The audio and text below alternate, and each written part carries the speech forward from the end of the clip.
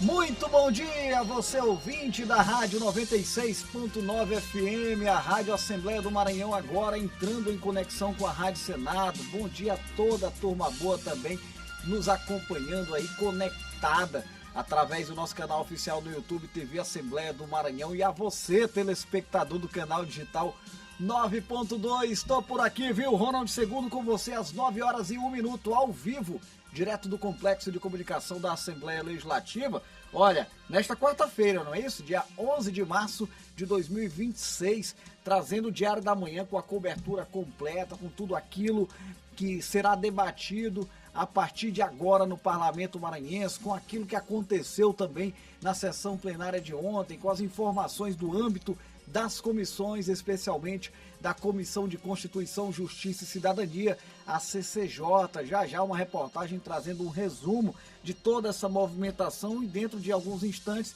ao vivo também a repórter Milena Dutra, direto do plenário, deputado Najib Aikel, trazendo já as expectativas para os trabalhos desta quarta-feira, né, que possivelmente contarão aí com toda a movimentação da segunda sessão plenária da semana. Tem previsão do tempo, estou olhando aqui na minha colinha, vai rolar também o trânsito ao vivo na nossa programação e vamos também começar a trazer uma série de conteúdos, né, uma série de reportagens voltadas para o calendário eleitoral. Então, começa o programa bem informado, bora começar quarta-feira com muita informação aqui direto do Palácio Manuel Beckmann, sede da Assembleia Legislativa.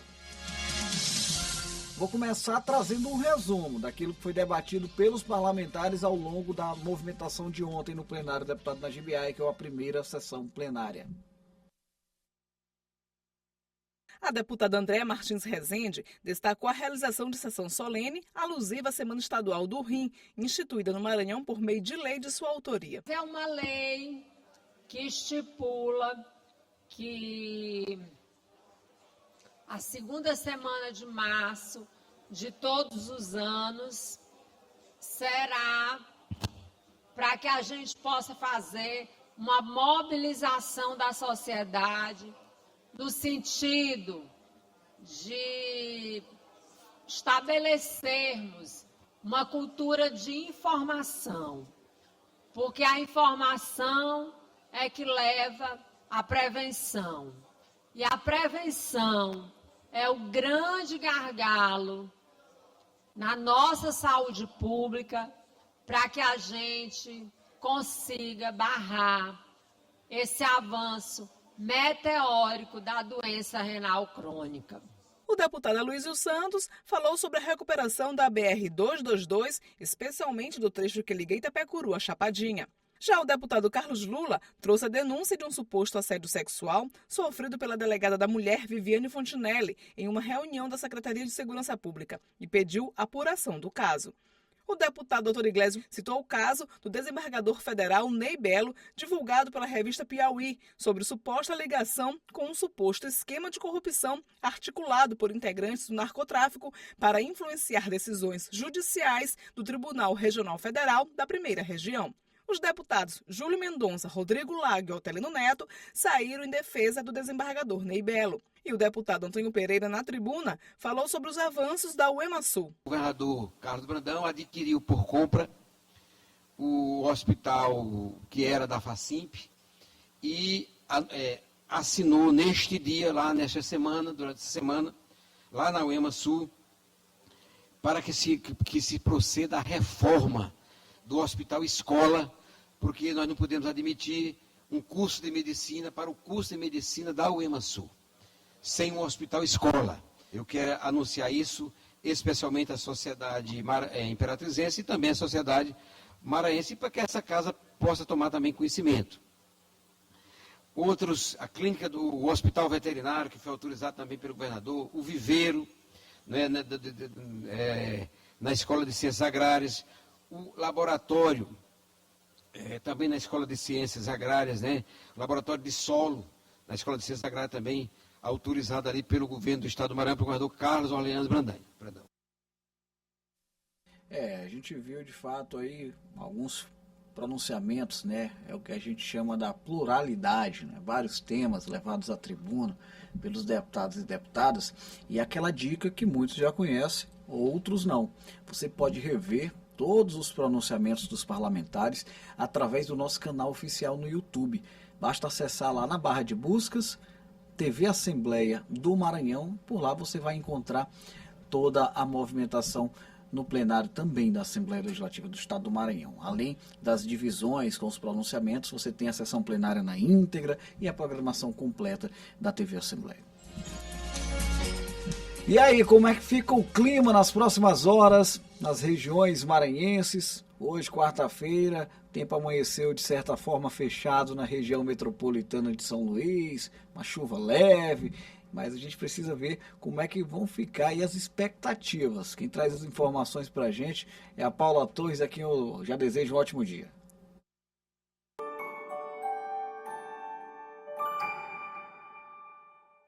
Bom dia para você que está nos acompanhando no Diário da Manhã. Olha só, a previsão do tempo para essa quarta-feira no Maranhão indica a presença de nuvens e possibilidade de chuva em várias regiões do estado. Aqui em São Luís, para a gente começar, o dia começa com sol entre muitas nuvens, o tempo fica um pouco abafado, mas ao longo da tarde e noite há previsão de pancadas de chuva aqui na região. A temperatura varia entre 24 e deve chegar até os 30 graus, com volume de chuva previsto em torno de 10 milímetros aqui para a capital. Já na região sul do estado, na cidade de Balsas, o tempo também fica instável nessa quarta-feira. O sol aparece pela manhã, mas a partir da tarde há um aumento de nuvens e tem possibilidade de pancadas de chuva acompanhadas de trovoadas. Por lá, o volume pode chegar até 20 milímetros e as temperaturas variam entre 23 e chegam até os 31 graus. E para a gente encerrar na cidade de Estreito, na região Tocantina, a previsão também é de calor e chuva ao longo do dia. O sol aparece entre nuvens e há previsão de pancadas de chuva, principalmente no período da tarde lá na região. O volume é estimado em cerca de 15 milímetros, com temperaturas entre 24 e chega até os 32 graus. Por isso fica nosso alerta aí para que a população fique atenta, principalmente em áreas mais propícias a alagamentos. É possível que você também possa receber os alertas quando você envia o seu CEP por mensagem para o número 4099 para receber os informativos da Defesa Civil. É isso, a gente volta daqui a pouquinho, 1h da tarde, na Assembleia em Foco, primeira edição. Eu volto com você.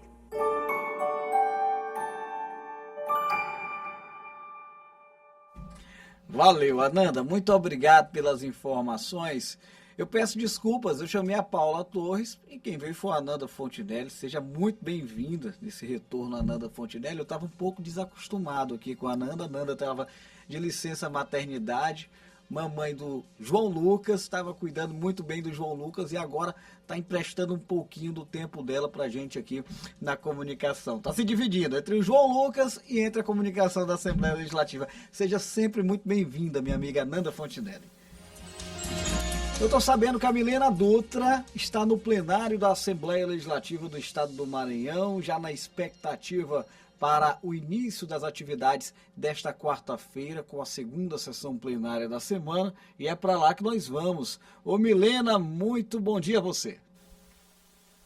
Olá, muito boa tarde, muito bom dia, Ronald. Bom dia a todos que nos acompanham aqui pelo Diário da Manhã. Já estou aqui a postos, como sempre digo, aqui no plenário Nas Biaica para acompanhar a segunda sessão plenária desta semana, a segunda sessão ordinária aqui desta semana aqui na Assembleia Legislativa.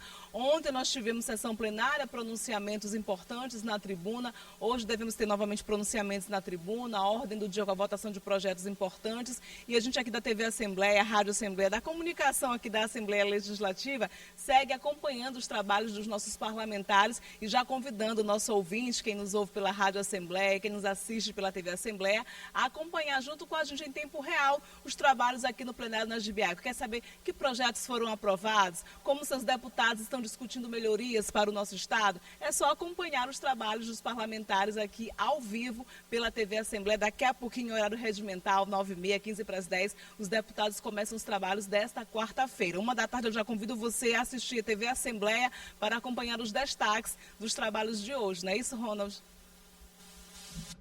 É isso mesmo, viu, Milena? Uma ótima manhã de trabalho para você, para toda a nossa equipe da TV, equipe da Rádio Assembleia, das redes sociais, do próprio site aéreo.ma.leg.br, as plataformas de comunicação da Assembleia Legislativa lá, todos os profissionais já apostos para a cobertura da manhã desta quarta-feira no Palácio Manuel Beckmann.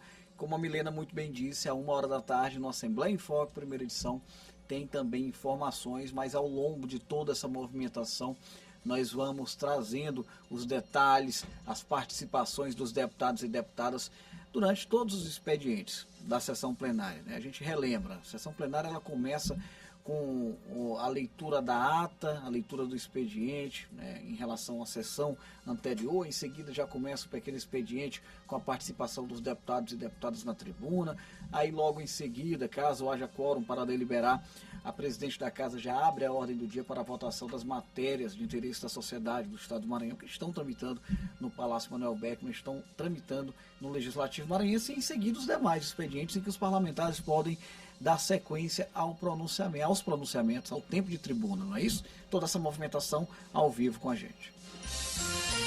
Bora dar um giro pelo trânsito na região metropolitana de São Luís, antes da sessão plenária começar, dando aqui algumas informações sobre o trânsito, principalmente para os ouvintes da Rádio Assembleia do Maranhão, que estão aí circulando pelas principais ruas e avenidas da nossa grande ilha, né? Avenida Guajajaras, aí no nosso sistema de monitoramento, já apresentando lentidão no trânsito ali na Avenida Guajajaras, sentido Forquilha, com cerca de 22 km por hora de média de velocidade. Aquele trecho que a gente sempre bate aqui na estrada de Ribamar, na região também da Forquilha, apresenta um trânsito ali um pouco complicado, são cerca de 5 a 6 km por hora, apenas de média de velocidade. A gente sempre fala média aqui para poder fazer com que o nosso ouvinte possa compreender como é que está ali o andamento, né, do trânsito. Temos a Avenida Jerônimo de Albuquerque com o trânsito fluindo um pouquinho melhor na altura da Coab, porém também com lentidão, cerca de 33 km por hora de média de velocidade. E aí você vai ter a Avenida São Luís Rei de França já com o trânsito um pouco mais desafogado. Então aquele motorista, motociclista, está saindo da região da Coab, já vai pegar ali sentido Turu, né, sentido Itapiracó, vai pegar um trânsito um pouco mais liberado até a altura do Itapiracó, mas logo em seguida, após o acesso do Itapiracó sentido conjunto habitacional Turu, o trânsito na Avenida São Luís Rei de França já vai apresentar uma certa lentidão. Ao que tudo indica ali algum problema, talvez até uma colisão por ali, não é? Por quê? Porque praticamente logo após a entrada do acesso do Parque Vitória, você já vai ter o trânsito liberado novamente. Então é um trecho curto que se concentra ali com lentidão no trânsito na Avenida São Luís Rei de França. E aí, meu amigo, é só sucesso, só alegria. Até o Olho d'Água, Avenida São Luís Rei de França, tá uma maravilha. Trânsito fluindo muito bem. Nós temos a Avenida Conselheiro Hilton Rodrigues com a Avenida dos Holandeses, fazendo a ligação do município de Raposo, Araçagi, com a região do Calhau, a região da Ponta da Areia, fluindo muito bem nessa região o trânsito. O mesmo acontece na Avenida Litorânea, que a gente sempre que fala na Litorânea fica com as expectativas em torno da entrega desta etapa importante da obra de prolongamento da Avenida Litorânea, um trabalho realizado pelo governador Carlos Brandão, em parceria com o governo federal. E eu passei hoje lá cedinho, viu? O negócio tá bonito, tá bonito. Vamos seguir acompanhando aí na expectativa para a inauguração. Trânsito fluindo muito bem na Avenida Litorânea nesse momento, até Ponta da Areia, sem nenhum tipo de dificuldade. Aí nós temos a Avenida Professor Carlos Cunha, na altura do Jaracati. Ali a coisa já está um pouco diferente. Você já vai ter um pouco de dificuldade, entendeu? Olha, quem está nos ouvindo nesse momento, saindo ali da Jerônimo de Albuquerque, vai precisar pegar para a região do Jaracati, já sabe que próximo ao Fórum Desembargador José Sarney, você vai ter o trânsito lento, vai ter o trânsito complicado.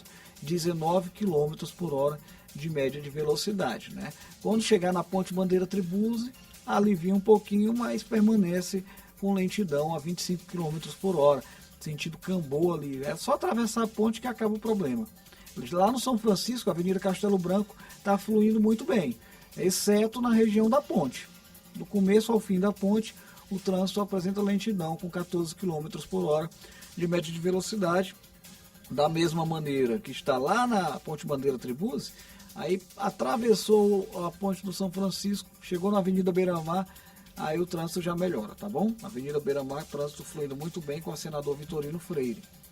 A gente tem aí alguns pontos mais críticos nessa faixa central da nossa capital maranhense. Na Avenida Kennedy, o trânsito também está lento nesse momento, são exatamente 9 horas e 16 minutos. Você acompanha ao vivo a programação do Diário da Manhã.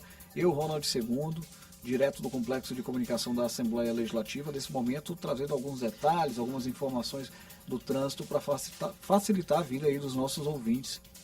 Estão sintonizados com a Rádio Assembleia do Maranhão. Tem gente que já consegue assistir a TV Assembleia no carro também, dá para assistir. Só não é recomendado estar dirigindo, né? Maravilha, tá bom? Vamos lá. Beleza, trouxemos aqui os principais detalhes, algumas informações sobre o trânsito na nossa grande ilha. Bora voltar a falar em trabalho na Assembleia Legislativa do Estado do Maranhão. Tivemos reunião da Comissão de Constituição, Justiça e Cidadania, a CCJ, que é a comissão responsável por deliberar a respeito da legalidade das matérias, né? A legalidade, a constitucionalidade, né? Ela não discute o mérito em si de cada projeto, né? Ela diz o seguinte: se cabe ou não cabe dentro da Constituição, se está dentro da lei ou não. A gente vai acompanhar os detalhes desta agenda específica de ontem aqui na Assembleia Legislativa. Mais de 30 itens entraram em pauta na reunião da Comissão de Constituição, Justiça e Cidadania desta semana. Entre projetos de leis, medidas provisórias do Executivo e projetos de resolução legislativa, foram analisados pelos parlamentares. Entre as medidas provisórias analisadas e aprovadas estão a criação do programa Avança Maranhão, Trânsito Seguro é a gente que faz, de autoria do Executivo, e uma MP que altera a Lei 12.656/2025, que autoriza a distribuição de tablets a estudantes do ensino médio do Instituto Federal do Maranhão. Por se tratar de Instituto Federal, para que haja aí a implementação desse programa utilizando recursos do Tesouro do Estado, era necessário que houvesse essa autorização aqui por parte da Assembleia, e isso já chegou até aqui. Em breve, eu tenho certeza, ganhará o plenário, e os alunos do IFMA também poderão receber aí os seus notebooks, né, os seus tablets, os professores também, os seus Chromebooks, para que a gente possa aí ter uma educação mais interligada. Além do deputado Florencio Neto, também participaram dos debates os deputados Adelmo Soares, Ricardo Arruda, João Batista II e Carlos Lula. O vice-presidente da CCJ fez um balanço positivo da reunião. Mais uma reunião importante, porque teve muito debate, né? A oportunidade aqui dos deputados apresentarem contraditório, de apresentarem aí sugestões para a melhoria dos projetos que chegam até a nossa comissão. Aqui é um momento oportuno isso, os deputados podem apresentar, portanto, voto vistas e aprimorar os projetos de lei que chegam até aqui. Então, mais um dia muito intenso e que funcionou muito aqui a nossa CCJ. Você pode acompanhar mais informações sobre os trabalhos da CCJ por meio do site al.ma.leg.br. Olha, 2026 também no Brasil será marcado por um ano em que a população de todo o país vai decidir os próximos presidentes da República, governadores dos estados, os deputados estaduais, também os deputados federais e os senadores, né? Pensando em, claro, sempre fortalecer a democracia, a comunicação da Assembleia Legislativa do Estado do Maranhão está desenvolvendo alguns trabalhos na área de reportagens voltados para o esclarecimento dos eleitores brasileiros, né? Em especial, nesse momento, a respeito do calendário eleitoral. Vamos trazer a primeira da série de reportagens sobre este assunto a partir de agora. O Tribunal Superior Eleitoral estabeleceu as regras a serem cumpridas pelo calendário eleitoral de 2026, além de prazos e datas para candidatos, partidos, justiça eleitoral e eleitores. O destaque para este ano são as regras para evitar a manipulação de informações e desinformação nas campanhas. Entre as medidas que devem ser adotadas estão: proibição de conteúdos falsos produzidos por inteligência artificial, como as deepfakes, obrigatoriedade de informar quando uma propaganda eleitoral fizer uso da ferramenta, possibilidade de punições e multas para quem usar a tecnologia para enganar o eleitor. Eleitores, partidos e candidatos devem ficar atentos também a datas importantes. Até o dia 3 de abril, os deputados estaduais, federais e distritais podem mudar de partido para concorrerem às eleições majoritárias ou proporcional. Até o dia 4 de abril, o presidente da República, governadores e prefeitos devem renunciar aos mandatos em exercício caso pretendam concorrer às eleições. Até o dia 6 de abril, os eleitores que não possuem cadastro biométrico válido pela Justiça Eleitoral têm que solicitar alistamento, transferências e revisão através do serviço de autoatendimento eleitoral na internet. De 1º de abril a 30 de julho, as emissoras de rádio e TV devem veicular propagandas institucionais de incentivo à participação feminina de jovens, negros e indígenas na política, além de esclarecer as regras do sistema eleitoral brasileiro. Até o dia 1º de junho, a União deve disponibilizar o Fundo Especial de Financiamento de Campanha para o Tribunal Superior Eleitoral. E no dia 16 de agosto, começa a veiculação da propaganda eleitoral gratuita nas emissoras de rádio e TV durante os 35 dias anteriores à antevéspera do primeiro turno da eleição. É isso, gente. Eu encerro aqui a transmissão simultânea ao vivo com a TV Assembleia, canal 9.2, agradecendo a companhia de todos os telespectadores. O Diário da Manhã vai permanecer na Rádio Assembleia, na 96.9 FM. A gente vai se reencontrando pela programação da TV. Um grande abraço a todos.